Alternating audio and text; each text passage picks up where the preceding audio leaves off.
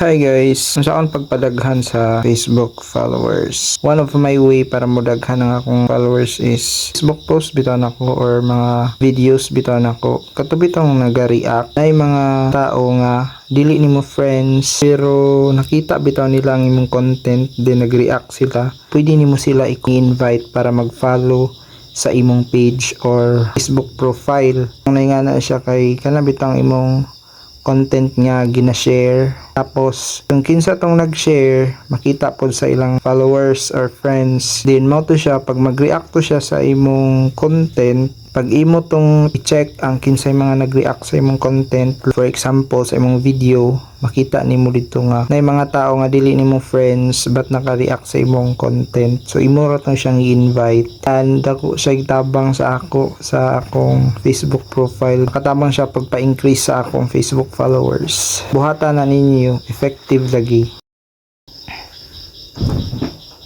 Sample kani